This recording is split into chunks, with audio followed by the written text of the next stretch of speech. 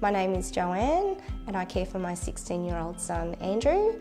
He has autism and an intellectual disability. He's non-verbal, so he's probably at a capability of around a 2-year-old. It's probably the best way to describe his supervision levels. So we have to constantly sort of look after him or watch him. It's hard being a carer, especially when you see other children at the same level or same age doing other things that Andrew can't do. Being a carer for Andrew, I think, has changed me for the better. It's made me a more empathetic person to understand that everyone has a struggle, whether they have a special needs child or not. They could be struggling with isolation or they could be struggling with just being a mum, and that's okay. And to see them, help them through the day or through the week, it's a lovely way to check in on them, and it just makes me happy.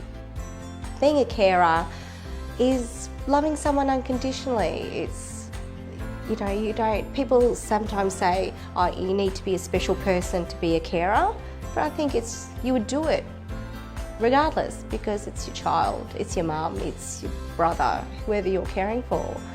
It's just something that you do, and you don't have to be a special person to do it. It's just, if you love them, you care for them.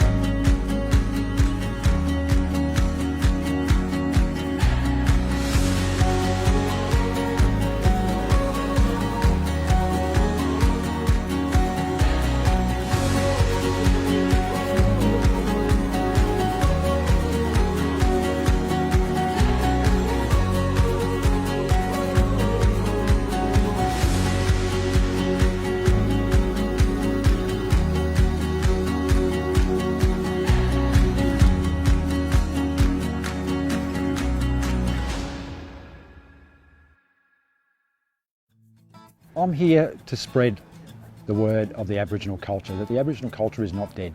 Specifically, we're here to plant Moonee. Moonee being the staple diet of the Aboriginal people. So what we're trying to do as part of our land management policy is to reintroduce that staple food. And the idea is to be able to have more ceremonies like this one, more community gatherings, where people can actually come and harvest the bush foods and cook it and actually eat it. We have the significance of the ceremony, we have the significance of the Moonee, but we also have the significance of reconciliation. That's what's important about this site.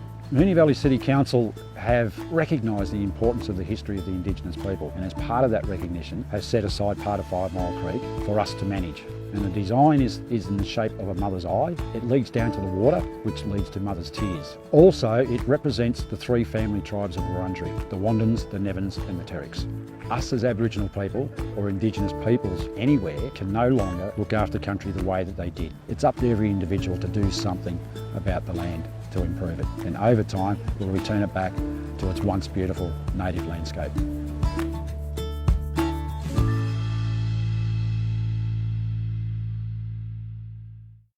This year we're celebrating 50 years of library service within Moonee Valley. And whilst we have 5 wonderful public libraries, we are always looking to make books more accessible to the community. We're building little libraries across the city, sponsored by Moonee Valley Libraries, which provide easy access to books for readers of all ages and backgrounds. We want to encourage a love of reading and lifelong learning within our community. Not only do these little libraries support literacy for people of all ages, but they also foster a sense of community, and they encourage an idea about recycling. The Aberfeldy Men's Shed have taken on this project of building these wonderful little book houses, and they've done an amazing job utilising recycled materials wherever they can. The Moonee Valley Libraries are really happy to support a project like this, which has community, sustainability and literacy at its heart.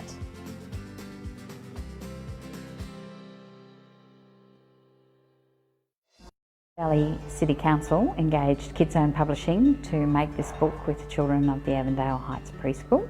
They have been walking, talking, looking, listening, and we've been making art with Verity, our artist. All of that content is gathered then and put into a book.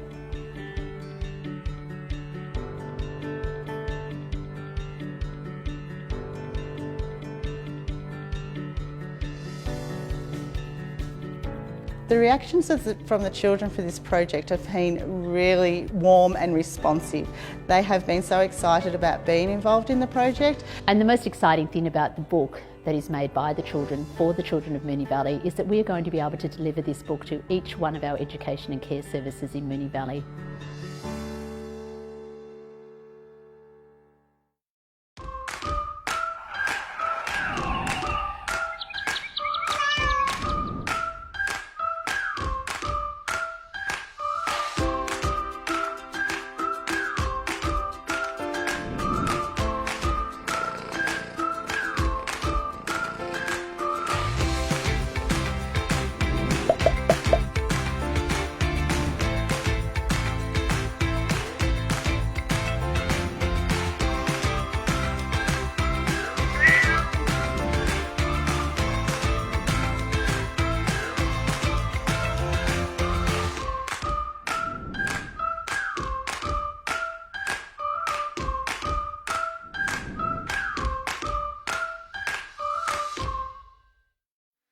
Acorn is a great opportunity to meet with other people. It's a networking without the awkwardness.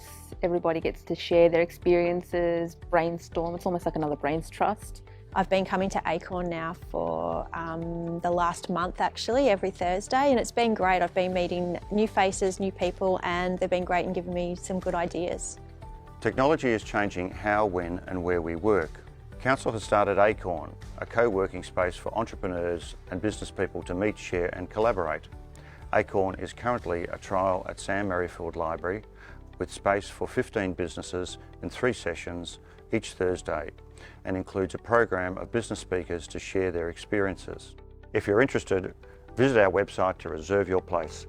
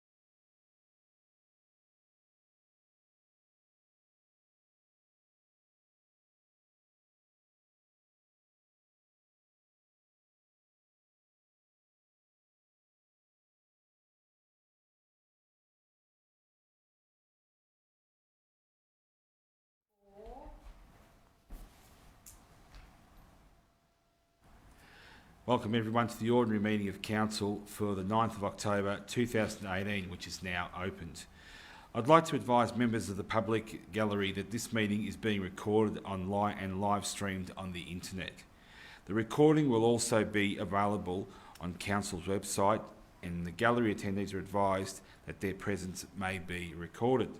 I'd also like to request that members of the gallery switch off their mobile phones to silent mode during tonight's meeting. On behalf of Moonee Valley Council, I'd like to acknowledge the traditional owners of this land, the Wurundjeri people of the Kulin Nation, and pay my respects to their elders past and present. We also extend this respect to other Aboriginal and Torres Strait Islanders that may be with us today. Councillors, I have received an apology for tonight's meeting, and it's from Councillor Serace, has sought an extension of her approved leave of absence from the 28th of September to the 27th of October. Councillors, can I please have a mover and a seconder that Councillor Serace be granted leave of absence from the 28th of September until the 27th of October 2018. Councillor Lawrence, Councillor Gauci-Marucci. I'll put that to the vote. All those in favour? Carried unanimously.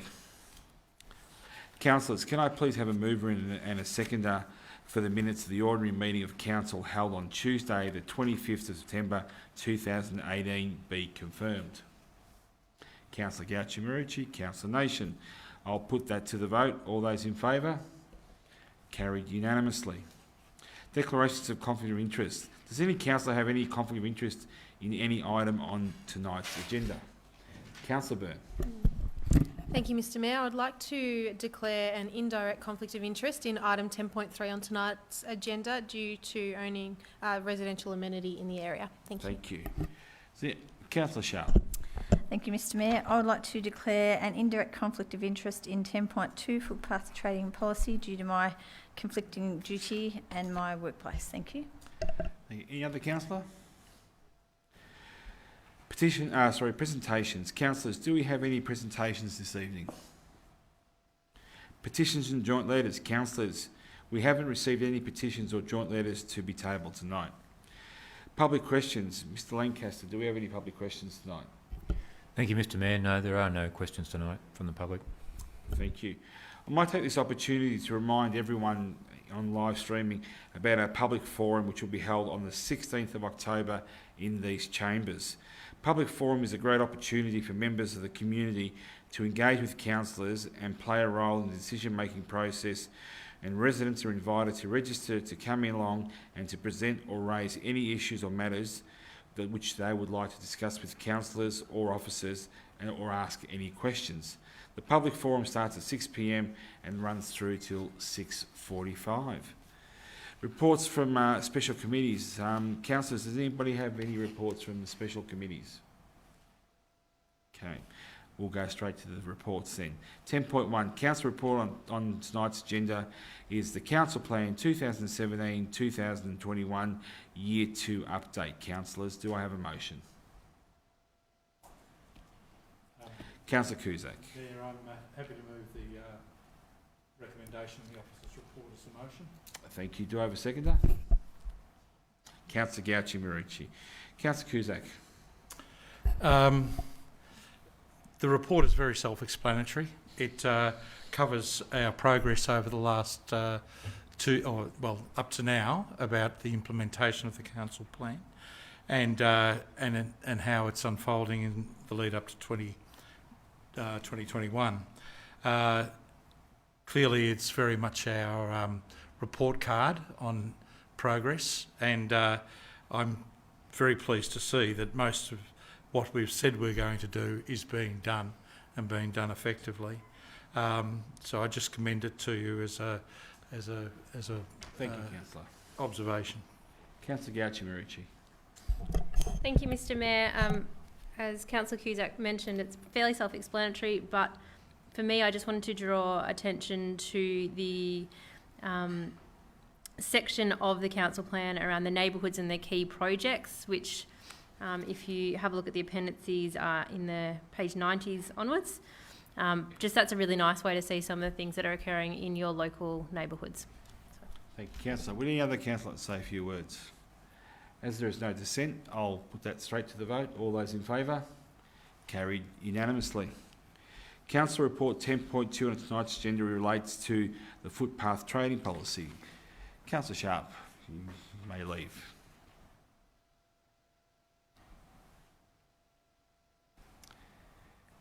Councillors, do I have a motion? Councillor Lawrence. Thank you, Mr Mayor. I move the officer's recommendation. Thank you. Do I have a seconder? Councillor Cusack. Councillor Lawrence. Thank you, Mr Mayor. Look, it's a follow-up from a previous report given to Council, and this is a far more equitable system of fees for traders who are smaller and only require a smaller area of the footpath. It also tidies up the not-for-profit spruikers, such as the on-street charity workers and so forth, who are, and that's not to bundle everybody into the bad basket. It's just that there's some that are paid and there are some that are voluntary, and it's just trying to tidy up that area. It sets the ground markers that will clearly mark the space for traders to use on the footpath, which is a great thing. So they'll clearly, both for the trader and for those that are walking down the footpath, be able to see where they are clearly to have their, if it's tables and chairs, then where they are clearly to have. As I mentioned, the policy looks at the charitable programs, and this includes such groups as kinders, schools, sporting clubs and volunteer groups and service clubs. The survey that's been undertaken had a reasonable feedback of 124 parties, and it's taken in concerns for the mobility access for the elderly and disabled and other pedestrians, which is good. Traders associations have been considered, Flemington, Nidgery, Moonee Ponds, and I think that's a good thing, and they all seem to be in favour, which is a great outcome. There could have been some contentious issues, but they seem to have been ironed out, so I give the officers full marks for coming to a consensus there. Overall, a good result with consultation that ensures that our Moonee Valley footpaths are safe, effective and well maintained. Thank you. Thank you, Councillor. Councillor Cusack. Just a couple of comments. Sorry, Mayor. Just a couple of quick comments. This is a significant improvement on the basis that, as Councillor Lawrence has pointed out, removes a number of anomalies that have grown over time. But more importantly, from my perspective, it's about rewarding efforts to improve our neighbourhoods and our shopping strips and so on like that, rather than act as a disincentive for businesses to get out there and do things. So it's very much about the vibrancy and so on of our community. And it also rationalises some of the descriptions of what is in and out, because there was too many broad coverage things that made it difficult for people to actually understand where it was going to. So I commend the motion. Thank you, Councillor. Will any other councillor say a few words? As there is no dissent, I'll put that to the vote. All those in favour? Carried unanimously.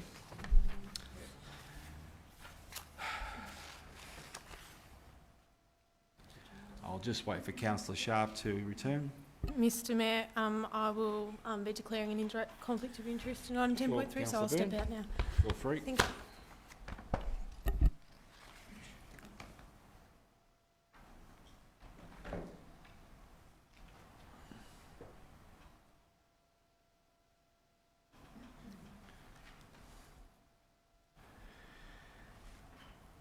Council Report 10.3 on tonight's agenda is the Valley Lakes 2A Local Area Traffic Management Study. Councillors, do I have a motion? Councillor Nation.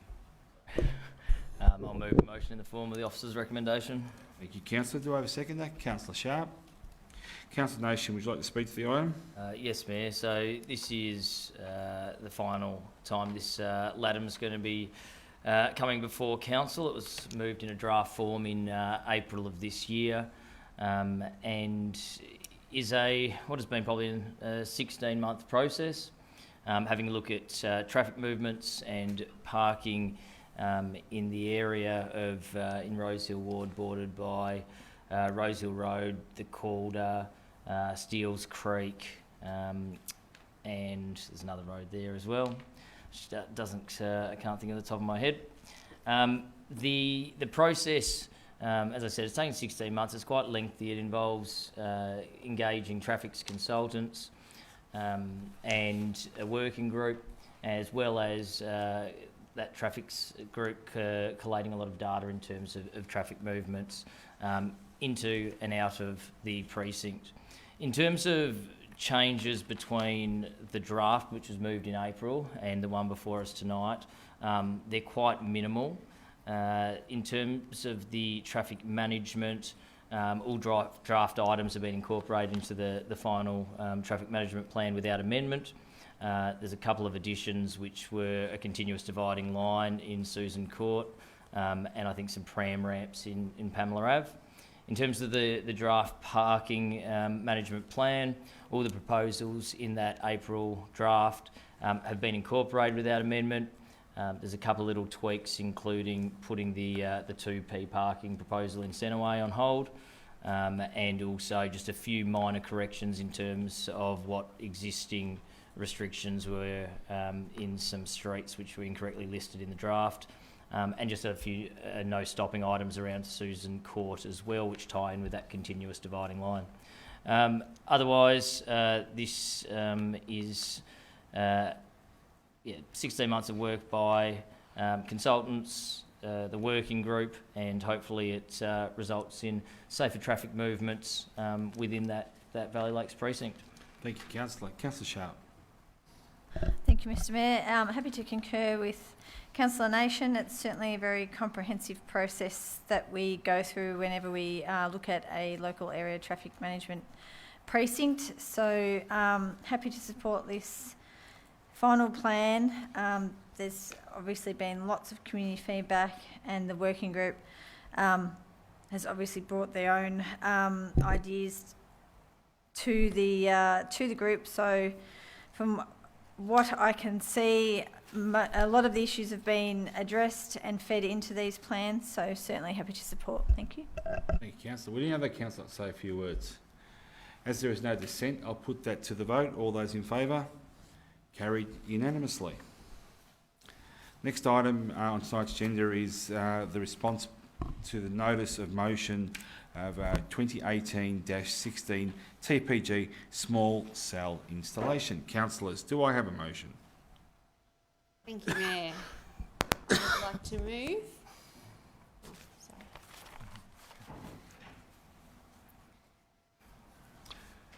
Yes, feel free. That Council 1 notes the update provided in this report. 2 notes the proposed draft letter from the CEO to TPG regarding installation of low impact facilities in Moonee Valley, Appendix A.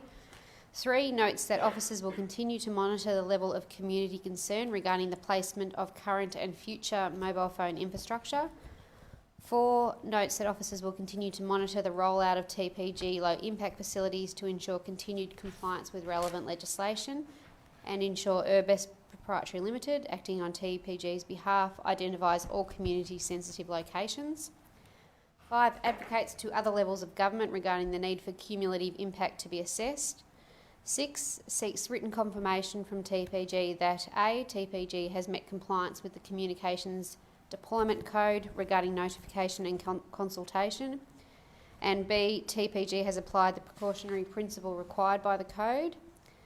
And 7 seeks guidance from the Federal Minister for Communications and the Arts on A, regulation to limit the amenity and other impacts of further provider infrastructure rollouts, and B, responsibility for monitoring of cumulative impacts of microwave frequency technologies. Thank you, Councillor. See if I can get a seconder for you. Councillor Nation. Councillor Marshall, would you like to speak to the item? Thank you, Mayor. So this arose from a notice of motion that I put forward a couple of months ago, I think it was. It's all a bit of a blur at the moment. And it came about because we received notification from Urbest about this proposal to roll out the small cell facilities, and we certainly had many emails from concerned residents, and I acknowledge the presence of members of the community tonight. And it became very clear once I started asking some questions of the planners that there is a very limited space in which council can act in this instance, and that there was no trigger for any planning permit or the checks and balances that we often have in this sort of situation. At the federal legislation level, the Telecommunications Act, TPG has the right to install these the low impact facilities, And again, this all limits the ability for council to have anything more than make a submission, as we're proposing to do through this motion tonight. There are a number of issues of concern raised by the community, and certainly they're concerns that I share. We have, I suppose, the visual impact of the facilities, and they're relatively small, but even still, when you consider a point that Councillor Nation has raised about the potential for multiple of those facilities on the poles, you can imagine the cumulative impact of that and the amenity impacts that would have. And particularly some of the areas that have been proposed for are areas with heritage controls and areas that really have a special character and quality about them. I think it is very fair to say that there's significant concern about the potential electromagnetic energy exposure. And it is a complex area in many ways, and I appreciate the officers having conducted the review that they have of the information provided and putting this submission forward. But it has become quite clear in that review that there are a number of gaps, and I'm very pleased that this motion picks up on those, particularly in relation to the ongoing monitoring of the cumulative impact of these types of facilities, and that is really important, and it's something that we are going to, from an advocacy perspective, really be pushing. We're also looking at this at the MAV, the state council level, so seeking some advocacy in that space, because we really need to make sure that our communities have the ability to have their say, and council has the ability to have their say and assess all of the impacts that could arise through these types of facilities, because at the moment you feel a little bit powerless. You'll see in the submission that we're certainly requesting that these types of facilities should be in non-sensitive areas, and that they certainly should not be in heritage or areas with neighbourhood character overlays, and I think that that's really important. There's also a number of other issues that have arisen in terms of the particular areas that are going to be looked at, and I think there are a number of schools that weren't picked up and weren't considered as part of this, which is really quite important.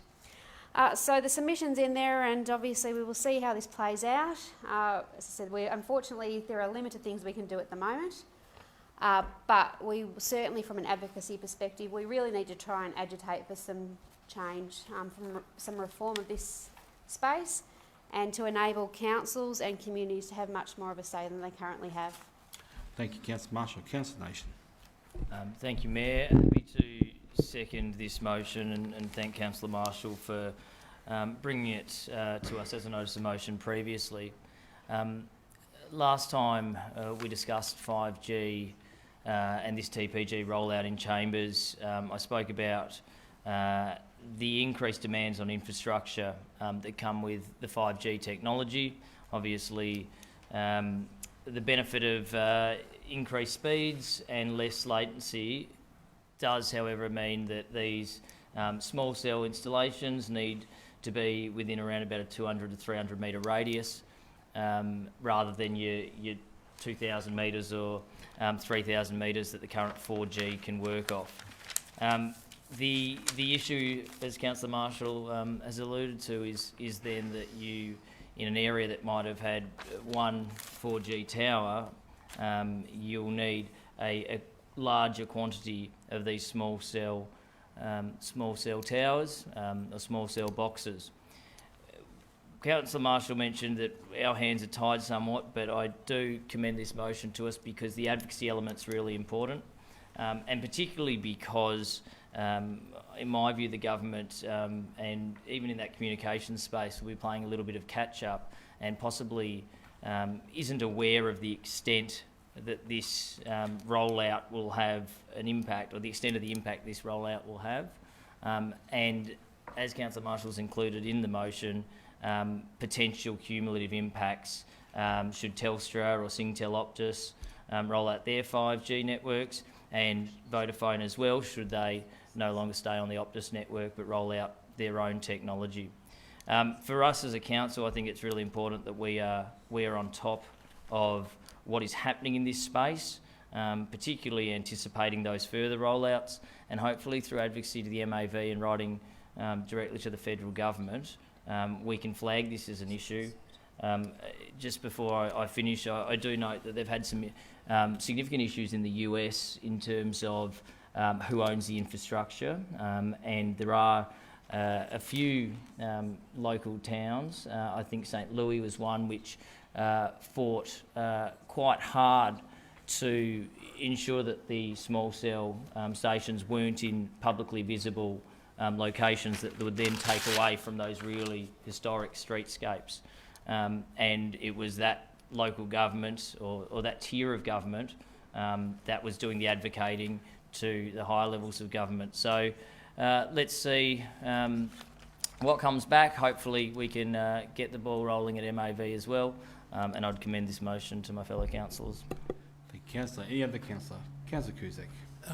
Yeah, Councillor, Mayor, I'm not rising to speak against the motion, but I'm not rising either. But but I do have a couple of reflections that are, and certainly support all of what has been said by fellow councillors. But I do worry that in the limited impact that we're able to provide in respect of the management of these things and the rollout of it, that some things get quite forgotten. And there are bigger picture things, as you were starting to allude to, Councillor Nation. I think that what sits here is this whole question of smart cities as well. And more that public infrastructure like our lampposts and so on like that are going to become the places to go to install the next bit of tricked up technology. So it's not just about the telephone rollout and so on like that, it's more of this sort of stuff. Also, I'm quite sceptical about the process whereby an organisation like an Urbis or any of those are put in place to do the consultation with the community, when I get a strong sense that there's already a set of prescribed and prepared answers that have been trotted out over and over in respect of all of this. The other part of this also is that the legislation that governs most of this thing is not responding to the changes in the technology and how that is occurring. I recall back in Union Road, when I first came onto council, that there was Vodafone wanting to set up some really big masts on the top of buildings in and around Union Road, and to be able to broadcast all over the place that way. And it was a significant debate about how to put them in the right places. Now, you might be able to make the technology smaller, but as you say, climbing up the lamppost like so many lizards going up a wall is not quite what we want in our neighbourhoods. But on the other side of that, where's the technology going to go to? And there needs to be a serious debate about that and a discussion. And I would hope that that is something of the tenor of the letter that we send to Mitch Fifield and other levels of government, and take up at MAV conferences and so on in the future. Thank you, Councillor. Would any other councillor like to say a few words? As there is no dissent, I'll put that to the vote. All those in favour? Carried unanimously. Councillor Report 10.5 on tonight's agenda is the potential lease of Vic Track land adjacent to the Ascot Railway Station. Councillors, do I have a motion? Councillor Marshall. Thanks, Mayor. I'd like to move a motion in the form of the officer's recommendation. I'll see if I can get a seconder for you. Councillor Cusack. Councillor Marshall, would you like to speak to the item? Thank you. This opportunity came about, there was originally a plan for parking around here, but then that was scuttled. And so we met with officers, with the local member and with VicTrack to talk about how this space could be used for the community. Again, in an area in Ascot Vale where we have increasing density and fewer opportunities for green space than we would like, it became clear that this could be the chance to try and get our foot on this site and to try and use it for community uses. We sort of tossed around a couple of ideas, including whether a community garden would be a good use, but probably on balance, given there's a bit of a history to the site and some uncertainty as to what might be found in the soil around there, we've discussed the possibility, as you can see here, of having this as a green space and a space that might help us achieve our 30% canopy cover target 2, which is a very ambitious target but a really important one.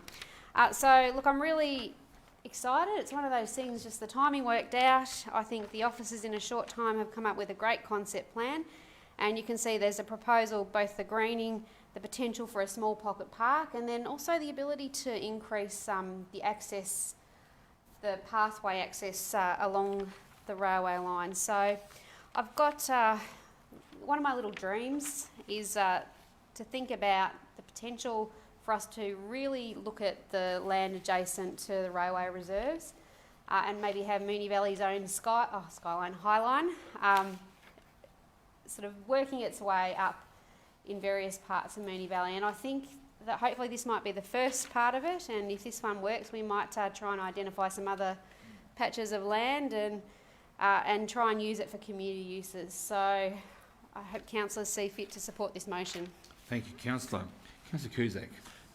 It would seem to me that this is a no-brainer, this motion, and I hope, as Councillor Marshall has just said, that we get good backing across the floor tonight.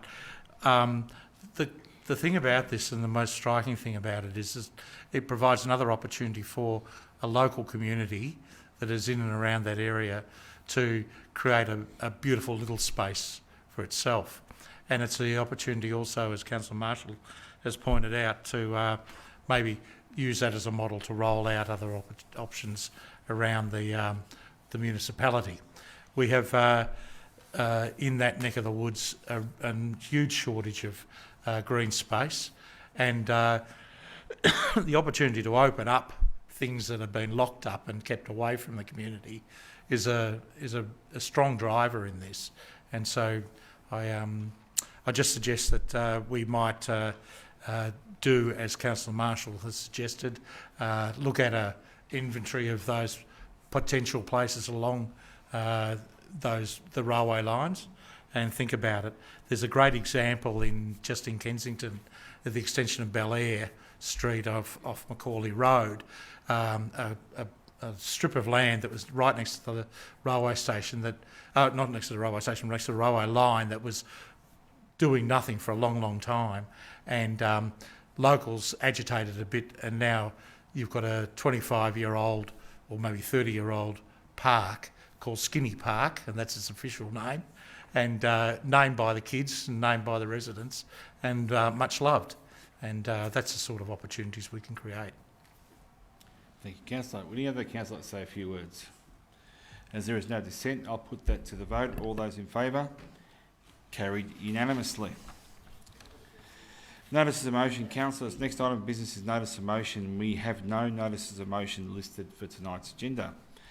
So I'll go to the next item, urgent business. Next item is urgent business. Councillors, do we have any items of urgent business? Thanks, Mayor. Councillor Marshall. Yes, I do have an item of urgent business that I would like to put forward. It's a matter which has...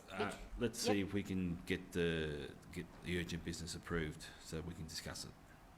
Yeah, I was actually just going to give a little bit as to why it is urgent. All right. Yep.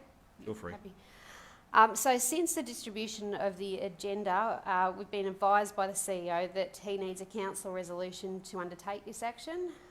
So if I had been aware that wasn't the case, we would have been able to do it beforehand. But the other difficulty is it's become clear that timing-wise, this is very urgent in the sense that the government will go into caretaker mode, and given we would have a 2-week delay, it would leave us with 1 week in which to get a letter off to a minister with potentially a decision being made. So I think that, yep.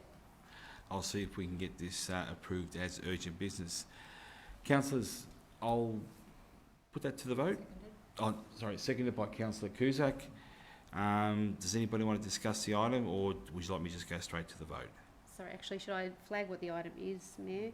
It's in relation to seeking an exemption from a minister for local government in relation to the conflict provisions for the Moonee Valley Racecourse planning applications. Okay. Would anybody like to speak on the item? As there is no dissent, I'll put that to the vote. All those in favour? Carried unanimously. So the motion? So the motion is? Thank you, Mayor. The motion is that the CEO writes to the Minister for Local Government seeking an exemption under Section 80 of the Local Government Act 1989 from the provisions of section 79 in relation to the declared conflicts of councillors regarding of councillors regarding the Moonee Valley Racecourse planning applications. Thank you. I'll see if I can get a seconder for you. Councillor Cusack. Councillor Marshall would like to speak to the item. Thanks, Mayor. To some extent it is self-explanatory. I think I've really reflected on this and I'm mindful of a few things. Firstly, how difficult it can be to get councillors together outside of the council meeting cycle, and being mindful that councillors may be on leave or may have other obligations that mean they can't attend out of the three of us that are on the special committee. I'm also mindful about, really what was the inadvertent nature of this, and it's a situation where if you look at, culpability is not the right word, but if you look at blame or whatever, I think it's there's a low level, and I think people would prefer that all of their elected councillors be able to participate in these types of decisions, and we can use this opportunity to write to the Minister for Local Government and seek the exemption, and look, the Minister may choose not to exercise her discretion or may choose to. I think that though it is appropriate for us to seek the course in light of all the circumstances and in light of the fact that this is going to be an ongoing process, certainly for this council term and for many council terms to come.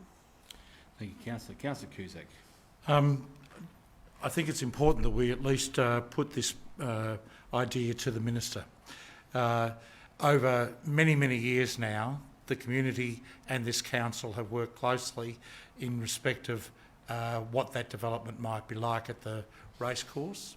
It has also been a long-established process whereby we've worked very closely with the racecourse on a number of matters, and how that has unfolded through special panels and so on like that. That process is there, it's in concrete, it's established. It's not going to be subverted by councillors having gone through this in, as you described, Councillor Marshall, almost an inadvertent acceptance of going to the races and making us have a perception of being in conflict. I also draw the councillors' attention to the fact that in a number of other councils where there is a major place or an icon where decisions about planning might be somewhere in the future, councils often attend functions there, whether it's at through Maribyrnong Council or the MCC, of course, which has its strong connections back to the MCG and Hisense Arena and all sorts of places like that. And so I'm not sure that, in fact, it's a logical bow to draw that you have a conflict of interest when you're part of a crowd of several hundred people who have attended a function, and no discussion, frankly, beyond that. Thank you, Councillor. Would any other councillor like to say a few words? As there is no dissent, I'll put that to the vote. All those in favour? Carried unanimously. Delegates report. Does any councillor have anything to report in their roles as a delegate? No, we don't. Next item of business is confidential reports, and councillors, we have 2 confidential reports this evening. So councillors, can I have a motion that this meeting be closed to the public under section 89-2-D of the Local Government Act of 1989 to consider the confidential reports? Councillor Nation. Councillor Byrne. I'll put that to the vote. All those in favour? Carried unanimously. This is where we say good night to the members of the public gallery and those watching the meeting live on the internet. Thank you for your interest in tonight's meeting, and we will see you all next time. God bless.